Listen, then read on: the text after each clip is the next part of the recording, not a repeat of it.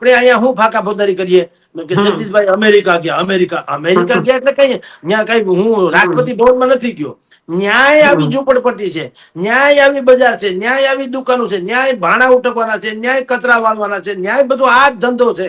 થોડાક દી ફાકા ફોદારી કરીને હરીફરી જાય બધા એમ માની લે કે ઓહો અમેરિકામાં તો લગભગ આને ટ્રમ્પ ને માંડ એકાદ વેતનું કદાચ છેટું રહ્યું હોય તો પછી એને ખબર નથી કે ભાઈ ગોર બાપા લગ્ન કરાવી દે, કઈ તમારું ઘર ન હલાવી દે. સગાવાલા હોય, ઓળખીતા પાળખીતા હોય, આ તો પેલા કોલર ઊંચો કરીને ભાઈ અમેરિકા જાય છે, આ તો સન્માન મંડે થવા નાચમાં પણ એના ભાઈ અમેરિકા જાય કેમ ટ્રમ્પે બોલાવ્યો હોય. ગામડામાં ભાઈ પાત્ર નથી મળતું. ગામડામાં જેટલા ભાભા છે લગ્ન થયા વગર તમે આપણે બધા આવી ગયા નથી, લગ્ન નથી થયા. એને ગમે તે ન મળે ને તો મળે એને ગમાડો. મારે ઐશ્વર્યા રાય ની યારે ગોઠવું એમ ના હાલે ને, મારે અભિષેક કે અમિતાભ થવું પડે કે નહીં. દરેક ને સીતા જેવી પત્ની જોઈએ છે, કોઈને રામ નથી થવું. એક તરફ વિદેશ જવાની ગેરસા લોકોમાં ઓછી નથી થતી, તેની વચ્ચે અમેરિકાથી કેટલાક ભારતીયોની સાથે 33 જેટલા ગુજરાતીઓ છે તેને પરત મોકલવામાં આવ્યા છે. ત્યારે આ વાતને વધુ સમજવા માટે આપની સાથે હેડલાઇન ગ્રુપના ગ્રુપ એડિટર અને વરિષ્ઠ પત્રકાર જગદીશ મહેતા સર જોડાયા છે. સર, વાત ગુજરાતીમાં ખૂબ ખૂબ સ્વાગત છે આપનું. સર, આપણે અગાઉ પણ આ અંગે એક વખત વાત કરી હતી કે ભાઈ અહીં લોકોને શું વાંધો છે, ક્યાંય ઘણી વખત એવું બને કે ભાઈ રોજગારીનો પ્રશ્ન છે. તેની વચ્ચે ટ્રમ્પ સરકારે કાલે કેટલાક ભારતીયોને, તેમાં 33 જેટલા ગુજરાતીઓ છે તેને પરત મોકલ્યા છે. સર, શું કહેશો? જુઓ, આ તો હજી શરૂઆત થઈ છે, પરંતુ આપણા લાખો લોકો અમેરિકામાં છે. એટલે જો આને આ પરિસ્થિતિ રહી અને મોદી સરકાર જે પોતાને ટ્રમ્પના ખાસ મિત્ર માને છે, ઈ જો કોઈ પણ પ્રકારની બીજી વ્યવસ્થા નહીં કરે તો લાખો લોકો ત્યાંથી બેરોજગાર થઈને વળી પાછા ભારતની ઉપર આવવાના. અને ભારત સરકારે એક તો અમસ્તુ અહીંયા સ્થાનિક લેવલે તો બેરોજગારીનો પ્રશ્ન છે જ, ઉપરાંત એક ઝાટકે લાખો લોકો અહીંયા બેરોજગાર તરીકે આવશે અને સરકારે સમાજે એની વ્યવસ્થા કરવાની રહેશે.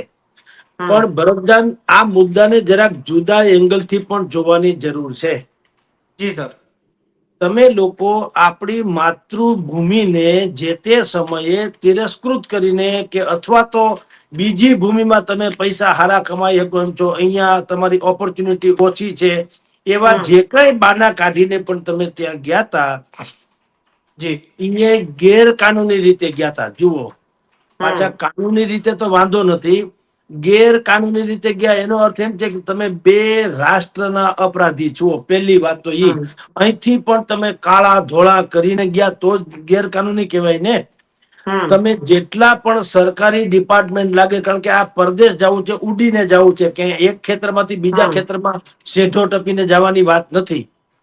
તો તમે લોકો અહીંયા પણ બધા જ તંત્રને તમે ફોડ્યું હશે, એના એક બહુ મોટા કારસ્તાન કરનારા વચેટિયા હશે કે જે લોકો ઇમિગ્રેશનના તમામ લગત જેટલા પણ ડિપાર્ટમેન્ટ હોય એ બધાને ફોડ્યા હશે એને. તમારા ડુપ્લિકેટ પાસપોર્ટ કઢાવવા, ડુપ્લિકેટ તમારા સર્ટી, ડુપ્લિકેટ જન્મ તારીખના દાખલા, ડુપ્લિકેટ સ્કૂલ સર્ટિફિકેટ, બધું ડુપ્લિકેટ જ કર્યું હોય ને. કાળું ધોળું કોને કહેવાય? નંબર 1. જી. પછી એવિએશન ડિપાર્ટમેન્ટ એટલે કે હવાઈ વાળા. તમે જુઓ, અહીંથી ચાર્ટર પ્લેન અહીંથી દુબઈ જાય, દુબઈ થી મેક્સિકો, ને મેક્સિકો થી અમેરિકા ને એવું વાંકાત્રાહું થઈને તમે જાઓ છો, તો ઈ પ્લેન છે. કઈ આપણી જેમ કોઈ છકડો રિક્ષા તો છે નહીં, ગમે બેસી ગયા ટિકિટ લેવાની ન હોય. તો પ્લેનમાં તો પ્લેનની જયારે તમે ટિકિટ કપાવો છો, બોર્ડિંગ પાસ તમને પ્લેનની ટિકિટ સાથે બધો મળતો હોય, તો એમાં તમારા ડોક્યુમેન્ટ તો જોતા હોય, એમને તો હાલે નહીં.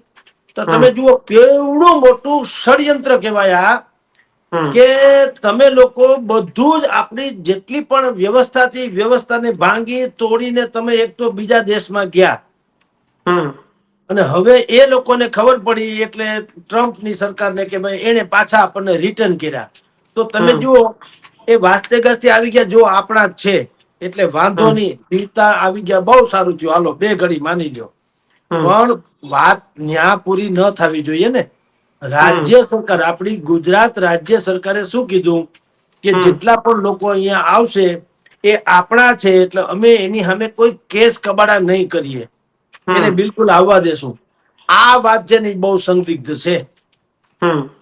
ખરેખર તો શું કરવું જોઈએ? આવો વેલકમ છે ભાઈ, તમે તમારા ગામમાં બધે પાછા ઠરીઠામ થઈ જાવ ને જ્યાં યોગ લાગે ત્યાં ધંધા ધાપા કરી લ્યો, કોઈ પ્રોબ્લેમ નથી.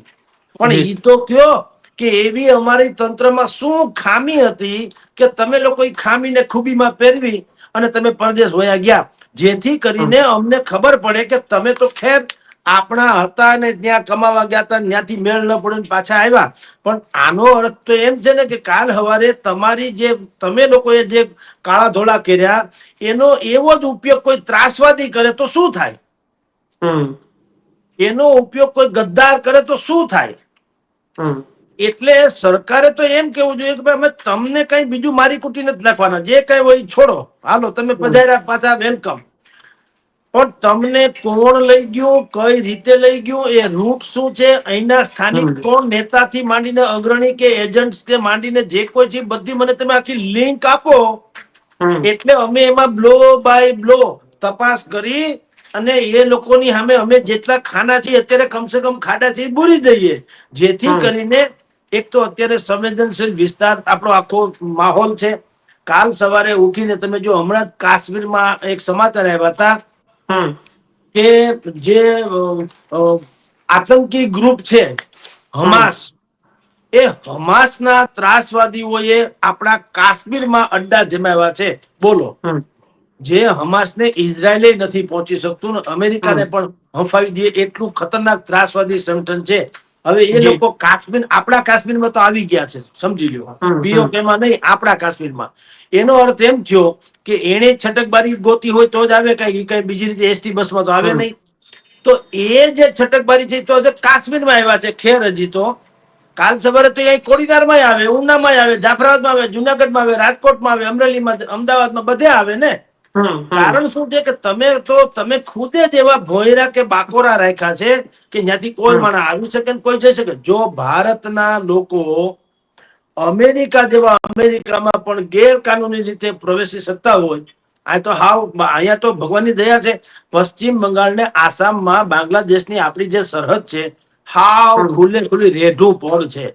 ત્યાં ગાયોની તસ્કરી પણ એટલી થાય છે, ડ્રગ્સની તસ્કરી એટલે કે હેરાફેરી એટલી બધી થાય છે, અને આતંકવાદીઓની તો ખરી જ ખરી.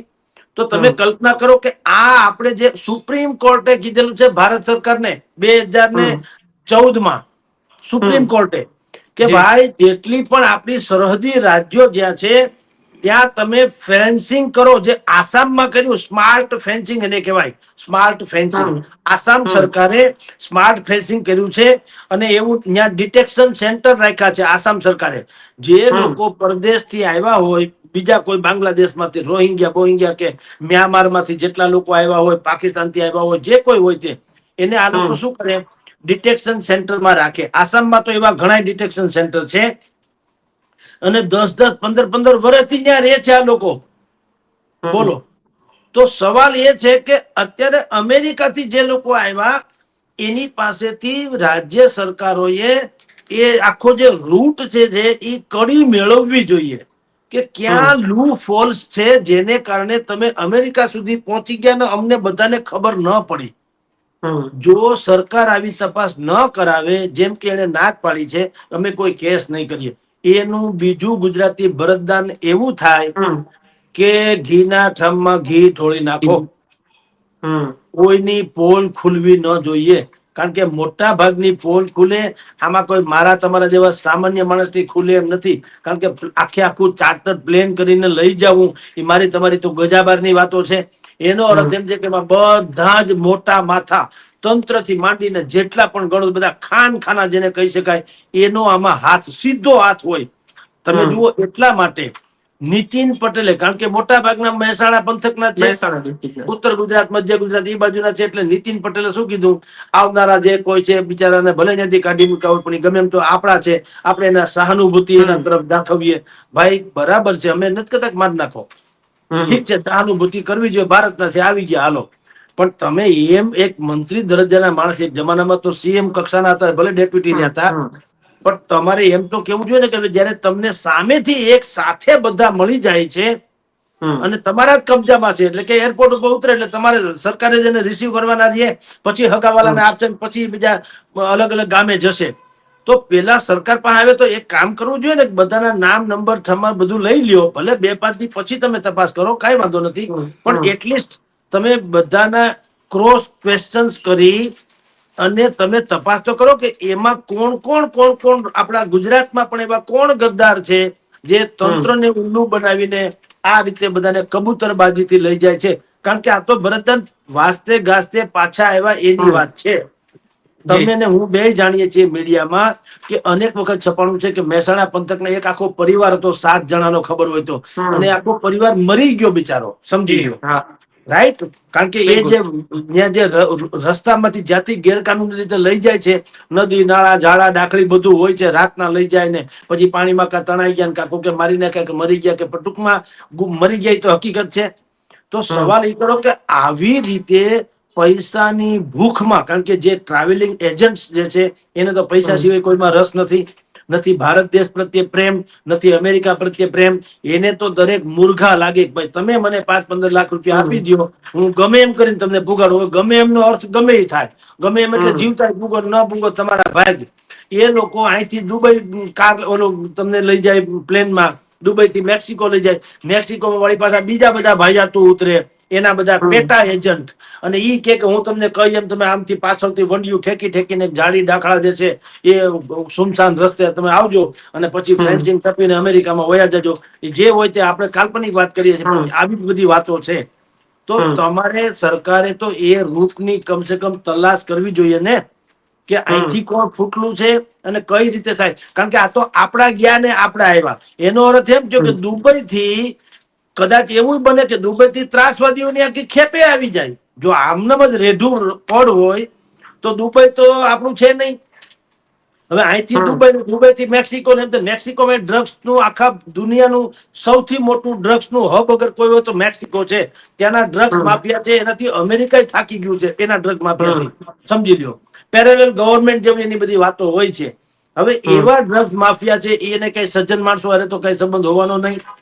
તો એ ડ્રગ્સ માફિયા અહીંયા હું તમને કહું, દુબઈમાં કોકનો સંપર્ક કરે, અને પાકિસ્તાન થી માંડીને બધા તમે આપણે જાણીએ છીએ દેશના દુશ્મનની ક્યાં તાણ છે.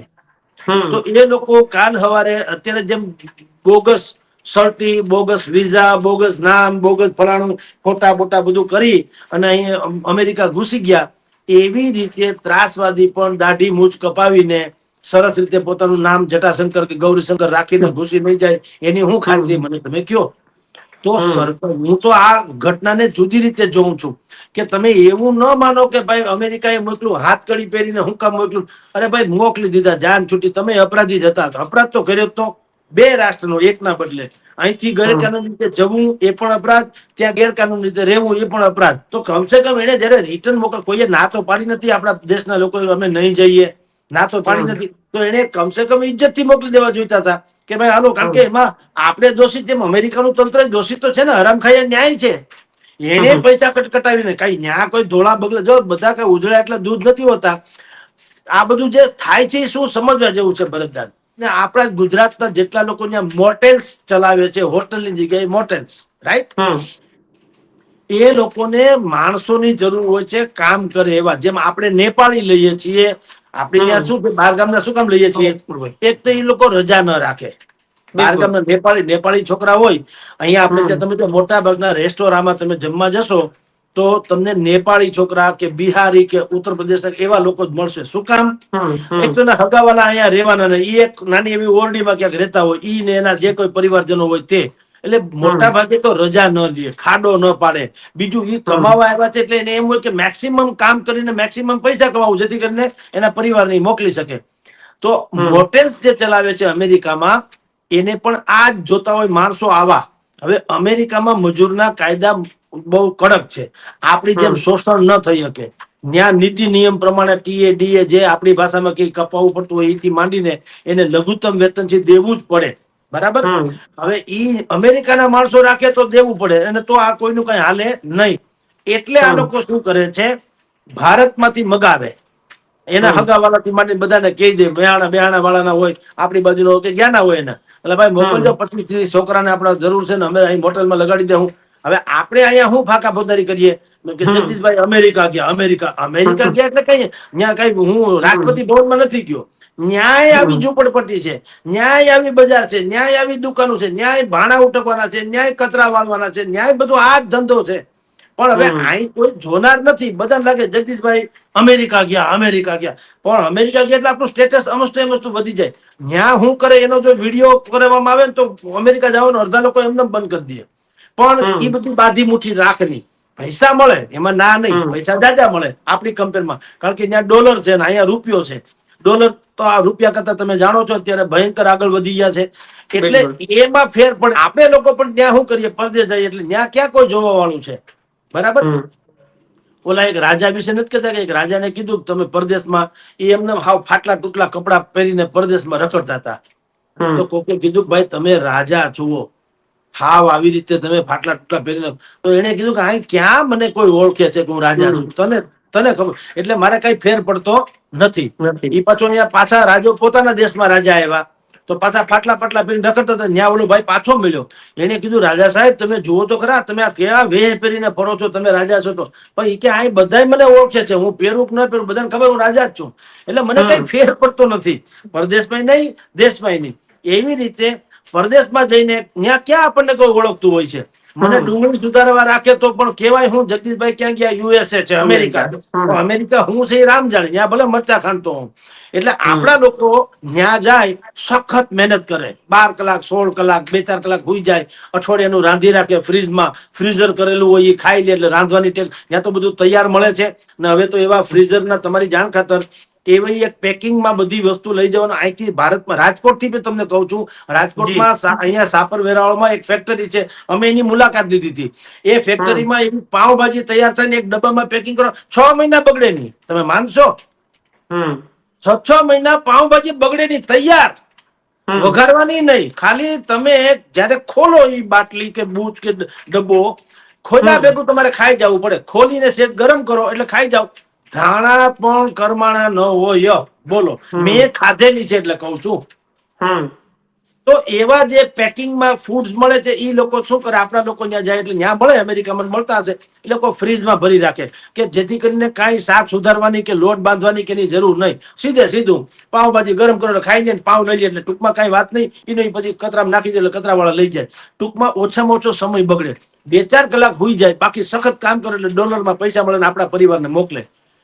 એટલે મોટેલ વાળા લોકો, મોટેલના માલિકોને આવા માણસો જોઈએ. એ અમેરિકામાં મેં કીધું સસ્તા ન મળે, કારણ કે અહીંયા હગાવાલા હોય, ઓળખીતા પાળખીતા હોય. અહીં તો પેલા કોલર ઊંચો કરીને ભાઈ અમેરિકા જાય છે, અહીં તો સન્માન મંડે થવા નાચમાં પણ એના ભાઈ અમેરિકા જાય. જાણે કેમ ટ્રમ્પે બોલાવ્યો હોય, ખરેખર બોલ્યા હોય આપણા ભાઈએ બધાએ, પણ ત્યાં જાય એટલે ઓલા લોકોને સસ્તા માણસ મળી દે, આપણને મોંઘા પૈસા મળી દે. બે અરસપરસ છે, રાઈટ? જેમ મેં કીધું નેપાળી થી માંડીને બિહારી લોકો અહીંયા ગુજરાતમાં આવે છે, એને પૈસા મળી દે, આપણને હારા સસ્તા ને હારા માણસો મળે કે રજા ન પાડે. એટલે આ બધી ગતિવિધિઓને કારણે આપણા લોકો ત્યાં જાય છે.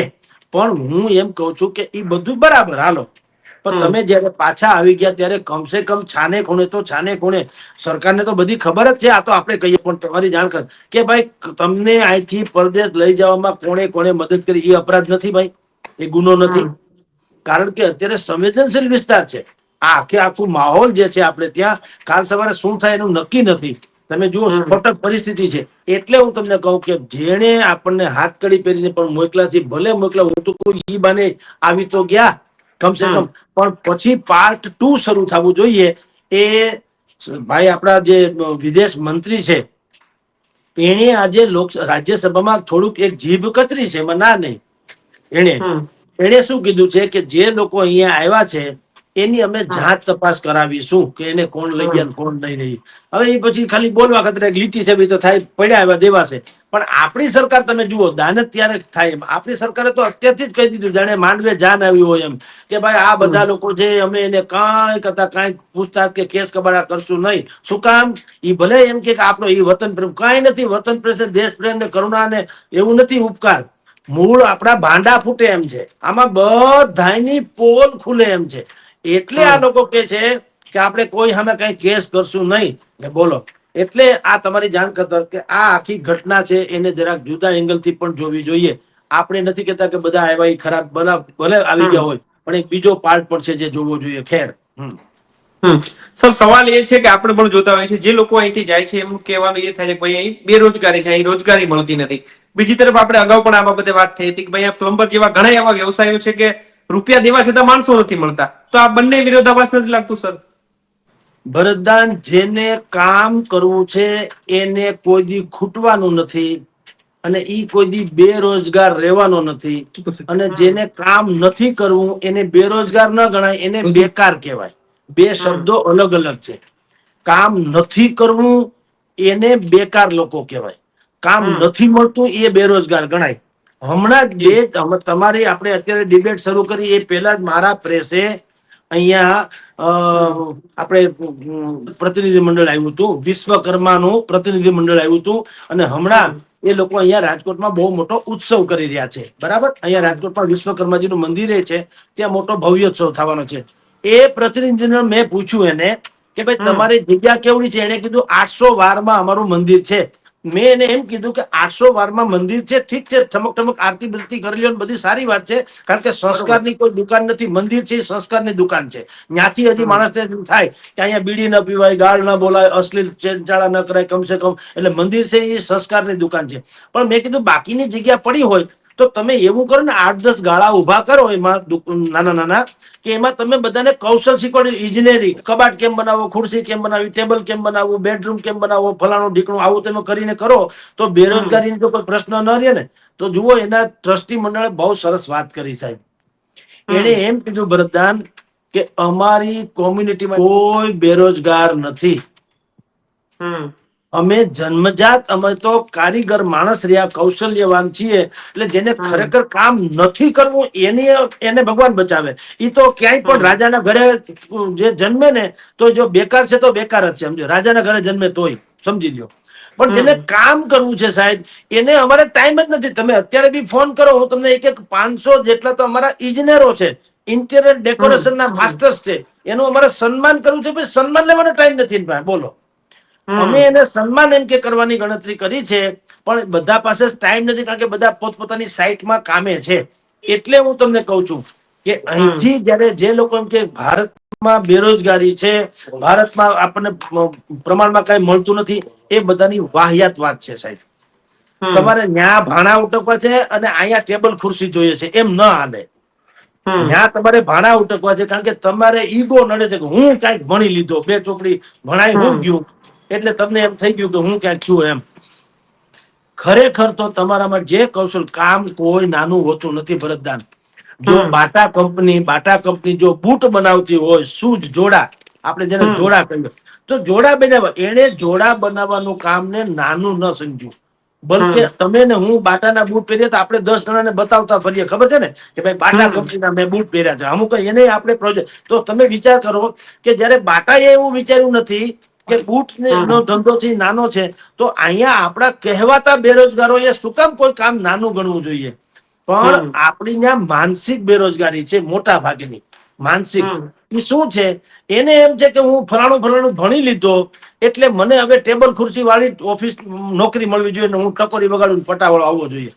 એટલે ભાઈ, એમ તો તમે ઉંમર લાયક થઈ જાઓ એટલે તમને પાત્ર ન મળી જાય પરણવાના. તમે એમ કહો કે જો ઈ જ તમારી પદ્ધતિ હોય, માપદંડ ઈ જ હોય કે હું આટલો ડિગ્રી ધારી છું એટલે મને નોકરી જ મળવી જોઈએ, તો એમ તો તમે 18 વર્ષની ઉપર નથી, તમને છોકરી મળવી તો જોઈએ ને. પણ નથી હું કામ મળતી? બીજું બધું તપાસવામાં આવે છે ને. તમારા ગુણ, અવગુણ, લાઇકિંગ, ડિસલાઇકિંગ, તમારું કુટુંબ, ખાનદાન, તમારો સ્વભાવ, વર્તન, તમારો આવક જાવક, બધું જોવા પછી કોક આવે ને. કોક પતંગિયાની જેમ પડે ફાહી જાય, જુદી વાત છે. તો બેઝિકલી તો તમારી પાસે લોકો એવી અપેક્ષા રાખે, સામેનો પરિવાર, કે એની દીકરી તમારે ત્યાં દુખી ન થાય. એવી રીતે તમે, એટલે કે ડિગ્રી માનીને જે માનતા હોય તો મેં ભણી લીધું, સરકારે મને નોકરી આપવી જોઈએ. એટલે ભાઈ, એમ સરકાર બધાને નોકરી આપે તો આ ગુજરાતની વસ્તી છે 6.5 કરોડની છે. દર વર્ષે લાખો કોલેજ જે છે એ બહાર પડવાના જ છે. કોલેજમાંથી ભણી કાઢવીને, બરાબર, બધાની પાસે ડિગ્રી હોવાની. તો આમાં નાગરિકો ઓછા થઈ જાય અને કર્મચારી વધી જાય, સમજી લો. એટલે એવી માન્યતા બી ખોટી છે કે સરકારે એમને આપી. એટલે ભાઈ, ગોર બાપા લગ્ન કરાવી દે, કઈ તમારું ઘર ન હલાવી દે, તમને ભણવા કાઢવાની વ્યવસ્થા કરી દે, તમે ભણી લ્યો, તમને બધા ચોપડા, શિષ્યવૃત્તિ, ફલાણું જેટલું જે કઈ આપતું હોય, સ્કૂલ બનાવી દે, સ્કૂલમાં તમને આવક જવું, એ બધી મદદ કરી દે, સમજી લો. પણ બાકી તમે ઘોડાને છે નદીના કિનારા સુધી તમારે લઈ જવો પડે, પણ પાણી તો ઘોડાએ પીવું પડે ને. પાણી થોડો ઓલો લઈ જાય પીવા વાળો જે ઘોડો લઈ ગયો હોય એ પાણી પીવું, થોડું પાણી તમારે જ પીવું પડે ને. એમ દરરોજ તમને થયું હોય તો દવા મારે ખાધે મેળ ના પડે, તમને દરરોજ થયું તમારે દવા ખાવી પડે. એવી રીતે દરેકે પોતાની હેસિયત પ્રમાણેની નોકરી માંગવી જોઈએ, ડિગ્રી પ્રમાણેની નહીં. હવે તમારી પાસે ડિગ્રી દુનિયાભરની છે, પણ તમને એક ચેક લખતા ન આવડતું, એક પોસ્ટકાર્ડ લખતા ન આવડતું, તો તમને હું ધોઈ પીવા? એટલે એવું કોણ રાખે માણસ, સમજી લો.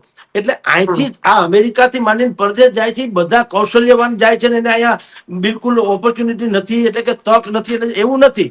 મોટા ભાગના તો અહીંયા જે છે નબળું કામ કરતા જે શરમાય છે, એટલે અહીંથી પરદેશ હોય છે કે ન્યા ક્યાં કોઈ ભાળે છે, જે કરાવો એ. કારણ કે ત્યાંથી તો સુટેડ બુટેડ થઈને આવવાના, પછી જયારે પધારે ત્યારે આવવાના, ગામમાં ફાકા ફોદારી કરીએ કે, કારણ કે ત્યાંથી ડોલર કમાઈને આવ્યો તો અહીં તો ડોલરની $1, અહીંના ₹80, સમજી લો. એટલે અહીંયા થોડાક દી ફાકા ફોદારી કરીને હરીફરી જાય, બધા એમ માની લે કે ઓહો અમેરિકામાં તો લગભગ આને ને ટ્રમ્પ ને માંડ એકાદ વેતનું કદાચ છેટું રહ્યું હોય તો. પછી એને ખબર નથી કે ન્યાય ઝુંપડપટ્ટી છે, ન્યાય ખેતર છે, ન્યાય ગરીબી છે, ન્યાય બેકારી છે, ન્યાય બધું છે અમેરિકામાં. અમેરિકામાં તો તમારી જાણ કરતા અત્યારે આર્થિક મંદીનો એવો ખતરો તોળાઈ રહ્યો છે કે લોકડાઉન કરવું પડે એવી પરિસ્થિતિ છે. આ તો અત્યારે અમુક લોકો બોલતા નથી ને, અર્થશાસ્ત્રીઓએ તો બધું કીધું જ છે. લોકડાઉન કરવું પડે એવી પરિસ્થિતિ, દેવાળું ફૂકે તો કઈ દુનિયાભરમાં હાહાકાર મચે છે એવી પરિસ્થિતિ છે. કારણ છે જગત જમાદાર છે અમેરિકા, જગત જમાદાર. દુનિયામાં કાંઈ પણ થાય, અમેરિકાને હંમેશા ફાકા ફોદારી, અમે કઈ એમ થવું જોઈએ. એટલે જેમ જાનમાં ફુવા રિહાય ને એમ ફુવા થઈને ફરે છે આ અમેરિકા. એટલે કઉ છું કે હવે જે કાંઈ થયું તે બીત ગઈ સો બાત ગઈ, અને ગઈ તિથિ બ્રાહ્મણ વાંચે નહીં. એટલે કે હવે ફ્યુચર તરફ જુઓ કે તમને અમેરિકામાંથી રિટર્ન કર્યા છે, તો તમે હવે એટલું માની લ્યો કે એટલો સમય તમે તમારા માવતરને ખોટો વિરહ કરાવ્યો. આમ જુઓ તો પૈસા તો ખોયા, બે ચાર તો એવા સમાચાર આવ્યા છે, આપણે બધી વેબસાઇટમાં સાંભળ્યા છે, જોયા છે. એની માતાઓ જે છે બિચારી માથે રડીને કે જે અમે તો જમીન મકાન વેચી, ખોરડા વેચીને અને 15-20 લાખ 25 લાખ ખર્ચીને મોકલા હતા, અને મોકલાને 15 દી નથી થયા તો આવું થયું ને જોઈને પાછા આવવું પડ્યું. હવે જો 15 લાખ નું પાણી થઈ ગયું, વાત થઈ ગઈ પૂરી. 15-20 લાખ નું અહીંયા જમીન ખોરડા વેચાઈ ગયા, ભાડે ભથ્થે રહેવું પડે, અને છોકરો કમાઈને મોકલશે એ વાત પૂરી થઈ ગઈ. ભાઈ વાસ્તે ગાસ્તે પાછા આવ્યા ધોયેલ મૂળા જેવા. તો કરવાનું શું? એટલે આવા સંજોગોમાં હવે પછીની પેઢીએ વિચારવું જોઈએ કે તમે જાઓ તો લીગલી હોય તો જાઓ, પેલી વાત તો ઈ. બીજું, તમે ઉપયોગી થઈ કેમ હોય એવું હોય તો જાઓ. તમને એમ લાગે કે તમે અહીંયા ડોક્ટર છો પણ ગામડામાં તમારો મેળ ન પડે, તો આ ગામમાં મેં તમને કીધું આ આપણું જે ભારત છે એમાં કોઈ શહેર નામની કોઈ ચીજ નથી, એવું છે. તો આ બધા કલેક્ટરો અહીંયા શું કામ રે? કલેક્ટર તો ભણેલા હોય એ જ હોય છે ને. તો કલેક્ટર બધા પરદેશ જ ન હોય છે, અહીં નથી રહેતા આપણી નજર સામે. એટલે એવી બધી માનસિકતા છે એ છોડવી જોઈએ. આપણા દેશમાં બધી જ પ્રકારની ઓપોર્ચ્યુનિટી છે. તમારે કેવળ તમારે એટલે જે લોકો પોતાની જાતને બેરોજગાર માને છે અથવા બેકાર માને છે, એને થોડીક માનસિકતા બદલાવાની જરૂર છે કે ભાઈ નાનું કોઈ કામ હોતું નથી. અત્યારે હું ને તમે અહીંયા બેઠા ચર્ચા કરીએ છીએ ભરતદાન, રાજકોટમાં જે લોકોને ખબર છે, રાજકોટમાં ગોરધનભાઈ ચેવડા વાળા છે, ચેવડો બનાવેલો, પેટીસ બનાવેલો છે. લ્યો હવે આમ હું આગળ જો પેટીસ ની દુકાન માંડું, તાવડો માંડું, તો કાલ સવારે આપણને જોનારા હું કે ઓહો બહુ મોટી મોટી વાતો કરતા હતા, તમે જુઓ તો એ ડિબેટમાં આવતા હતા, પત્રકાર હતા, લ્યો હવે પેટીસ બનાવો. શરૂઆતમાં તો હંમેશા લોકો આમ જ કે, પણ ઈનો એ પેટીસ માંથી હું ગોરધનભાઈ ચેવડા વાળાની જેમ પાછો ફેમસ થઈ જાઉં તો કે ભાઈ એની વાત, એની સંઘર્ષની તો વાત જ. કારણ કે દુનિયાને તમારા સંઘર્ષ હારે લેવા દેવા નથી, કેવળ કામયાબી હારે લેવા દેવા હોય છે. એટલે જગતનું કાંઈ સંભળાય નહીં, તમારે તમારું કામ ગોતી લેવું પડે. દુનિયા તો બોલતી રહે. જે લોકો તમારી ટીકા કરે તમારા સંઘર્ષની, ત્યારે એને એમ કેવું જોઈએ કે તને ટીકા કરવાની છૂટ છે, પણ એક ટીકાના ₹100. તું મારી ટીકા કર કે ભાઈ તમે પત્રકાર હતા, હવે તમે ડુંગળીના બટેટા ડુંગળીની રેકડી કાઢી છે, એ ખરાબ કહેવાય, તો પેલા ₹100 આપ, પછી મારી ટીકા કર, પછી બીજા ₹100 બીજી ટીકા કર. ₹1 કોઈને દેવો નથી, માત્ર હળી હંચો કરવો છે. તો ભગવાન બચાવે નથી. આપણે કાંઈ મતલબ નથી. આપણે ઇજ્જત થી જીવવો, ડુંગળી બટેટા વેચવો એ કોઈ ખરાબ કામ તો છે નહીં, બરાબર? એટલે ટૂંકમાં અમેરિકાથી બધા જે રિટર્ન આવ્યા છે એ ઘટનાનો સાર, જો કે moral of the story is, એમ કે શું આખી વાત કે તમારે વતનને પ્રેમ કરો, વતનમાં જે કઈ મળે આમાં તમને ગમે તે ન મળે ને તો મળે એને ગમાડો. બિલકુલ. તમારે જે જોતું હોય એવું તમને ન મળે તો જે મળ્યું એ તમે એને ગમાડી દો. ગમે તે ન મળે તો મળે એને ગમાડો, એમ એવું કરો તો આવા ધક્કાધુક્કી ન થાય. ન દેશને નીચું જોણા જેવું થાય, ન તમારે પાછા કુટુંબ વેરવિખેર થઈ જાય, પૈસાથી માંડીને તબાહીમાં એને બિચારાને હેરાન થાય, અને તમે પાછા અહીંયા આવ્યા એટલે હવે ક્યાં ગયા હતા ક્યાંય નહીં, હીરો ભોગે જઈ આવ્યો, ડેલે હાથ દઈ આવ્યો, એનો શું અર્થ? એના જેવી સ્થિતિ થઈ છે ભરતદાન જી. સર, અંતિમ સવાલ છે, ટૂંકમાં જવાબની અપેક્ષા છે કે સર એક બીજું સામાજિક કારણ જવાબદાર હોઈ શકે, જે રીતે પહેલા હતું કે ભાઈ લગ્ન વિષયક સમસ્યાઓ થતી, ક્યાંક સામાજિક પ્રશ્નો થતા કે ભાઈ ગામડામાં રહેતા હોય તો વિશાળ ન થતું, બાદમાં શહેરમાં રહેવું પડતું. હવે ક્યાંક ને ક્યાંક લોકોની અપેક્ષા ક્યાંક ને ક્યાંક એવી થતી જાય છે કે વિદેશ હોય તો જ એમના સામાજિક જે બધું છે કે જે લગ્ન વિષયક સમસ્યાઓ દૂર થાય, એ પ્રશ્નો હોઈ શકે ક્યાંક આમાં. ના ના એવું નથી. કીડીને કણ, હાથીને મણ મળતું રહે છે કે નહીં? તો મારે ઐશ્વર્યા રાય ની યારે ગોઠવવું એમ ના હાલે ને, મારે અભિષેક કે અમિતાભ થવું પડે કે નહીં? દરેક ને સીતા જેવી પત્ની જોઈએ છે, કોઈને રામ નથી થવું. વાંધો ઈ છે પાત્ર શું કામ ન મળે, પણ તમારે તમારા લેવલ નું પાત્ર ગોતવું જોઈએ ને. હવે મેં દરેક ને પ્રોબ્લેમ તો ઈ જ છે, બસ બધાને એમ છે કે હું સીતા જેવી પત્ની મને મળે, પણ સીતા જેવી મળે તમે રામ જુઓ તો મળે. હવે તમારામાં ઠેકાણું આપણી જેમ કઈ હોય ને, ક્યાંથી મેળ પડે? એટલે સાહેબ પાત્ર બાત્ર એવું કઈ હોતું નથી. તમે થોડાક તમારા લેવલ નું ગોતો તો ક્યાં ના પાડે. અને જેમ કે છે ગામડામાં ભાઈ પાત્ર નથી મળતું, ગામડામાં જેટલા ભાભા છે લગ્ન થયા વગર તમે ને આપણે બધા આવી ગયા નથી, લગ્ન નથી થયા એને યાદ છે ને કોઈ? તમે તો પછી ન્યા વૃદ્ધાશ્રમ ની જેમ કુંવારાશ્રમ ન હોવો જોઈએ એવું છે કે? અરે હું હાલી મેળ્યા, બધી માનસિકતા છે ભાઈ ખોટી. એના કરતા તમે તમારા લેવલ નું પાત્ર હોય એની અરે ગોઠવાઈ જાઓ ભલામણા. તમે ઈગો રાખો માં, તમે ફિલ્મ જોઈને શાહરુખ ખાન થઈ જાવ તો એમ કઈ તમને સામે માધુરી દીક્ષિત ન મળે. ઈ તો ફિલ્મમાં હોય 3 કલાક ને એને એક સીન લેવાના 50 રીટેક થયા હોય, ત્યારે એક સીન એનો થયો હોય.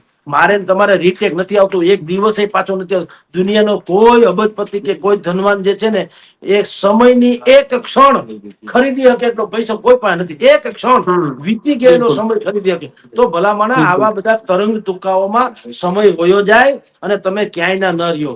આછું પાત્રું પણ આપણા જોગું એ જે છે પાત્ર મેળવી લ્યો. અને પાત્ર કોને કહેવાય મારા ભગવાન? તમારે કુકડે હવાર થાય ને એને પાત્ર કહેવાય. એક ભાઈ છે ને, એક ભાઈ પ્રશ્ન લઈને સાધુ સંત પાસે ગયા કે ભાઈ મને છે ને મારે પત્ની એવી ઝઘરાળુ નો, મને એક સારું પાત્ર મળવું જોઈએ તો મારે સારું સંસાર કઈ રીતે થઈ શકે એ મને તમે કયો, અને કેવું પાત્ર હોવું જોઈએ. ઓલાએ કીધું બીજું કઈ સાંભળ 2 મિનિટ. દિવસે ગયા તા બપોરે, ઓહરીની કોરે બેઠા હતા. ઈ ભાઈએ ઘરમાંથી બૈરાને ફોન કર્યો, એના ફોન કર્યો હોય ને બોલાવ્યા, સોરી બરાબર, બૈરા એને કીધું કે ભાઈ દીવો કરીને મૂકી જતો અહીંયા, બરાબર બપોરી વેળા કહું છું, ભર બપોરે ભાઈ દીવો મૂકી જતો. ઓલી બાઈ આવીને દીવો મૂકી ગઈ પાછી વહી ગઈ. ઓલાએ એમ કીધું કે તું વિચાર કર કે અત્યારે ભર બપોર છે, સૂર્ય મધ્યાહે છે, તડકો છે ને અત્યારે મોતી પોરવાઈ શકે એવું તું ને હું જોઈ શકીએ, છતાંય મારી બાઈએ કોઈ દી કીધું કે ભાઈ આ દીવાનું શું કામ છે, એવડો મોટો સૂર્ય તો ઝળહળે છે. આવું આજ્ઞાંકિત પાત્ર હોય ને તો જીવન હાલે. એમાં સ્પર્ધક નહીં ગોતવાની. આજ્ઞાંકિત એટલે એકબીજાની સમજ ગઈ, ભાઈ કઈક કહેશે તો દીવો માંગ્યો છે માની લેવાનું, પછી પોછું નથી ક્યાં પૂછાતું. કાણા ને કદી કાણો ન કહીએ, ખોટા લાગે વેણ, હળવે રહીને પૂછી લઈએ કેમ ખોયા નેણ. એ પછી મોડેથી પૂછી લેવાય કે આ દીવો કેમ મગાવ્યો તો. પણ કોક હોય તે આબરૂ ન કરે કે તમારામાં બુદ્ધિનો સાટો નથી ને આ જીવો જળહળે સૂર્ય નટણ દીવો મગાવ્યો છે કેમ પૂછી, એવું કરો ને તો ઘર ન હાલે. એટલે ક્યાંય કરતા ક્યાંય આવું નથી. સમાધાન સિવાય ક્યાંય સંભવ નથી. તમારું જીવનનું સાફલ્ય એમાં છે તમે એક તો કાલ્પનિક અપેક્ષાઓમાં જીવોમાં, જે અત્યારે અમેરિકાથી પાછા આવ્યા એ કાલ્પનિક અપેક્ષાઓમાં જીવોમાં, અને ખોટી ભ્રમણાઓમાં જીવોમાં. તમે નાનું કામ કરશો તો કોઈક તમને હું કહેશે, ક્યાં કહેંગે લોગ. અરે દુનિયા તો ગમે એ કે સાહેબ, એને છોડો યાર. આપણે આપણું જીવન બનાવો બેહતરીન. પૂજારી હોતા હે, સફાઈ કામદાર છે નથી એ પરિવારમાં, એ નથી. આપણે સફાઈ કામદાર કેટલા છે, ઇજ્જતથી જીવે છે કે નહીં? એના વગર હાલે આપણને, આપણા વગર હાલે, એના વગર હાલે. તો બધું કોઈ કામ નબળું નથી હોતું સાહેબ, માનસિકતા નબળી હોય છે. એને સુધારી લ્યો તો આવો કાંઈ ડખો થાય નહીં. જી ભરતદાન. ખૂબ ખૂબ આભાર સર અમારી સાથે જોડાયા. તો આ હતા હેડલાઇન ન્યૂઝના ગ્રુપ એડિટર અને વરિષ્ઠ પત્રકાર જગદીશ મહેતા. સર જે રીતે વાત કરી કે બેકારી કે બેરોજગારી નહીં, પરંતુ ક્યાંક ને ક્યાંક માનસિકતા છે તે બદલવાની જરૂર છે. તે બદલશો અને વતન પ્રેમ રાખશો તો કદાચ આ રીતે વિદેશ જવાનો વારો નહીં આવે. તો બસ આટલું જ. ફરી મળીશું વાત ગુજરાતી પર.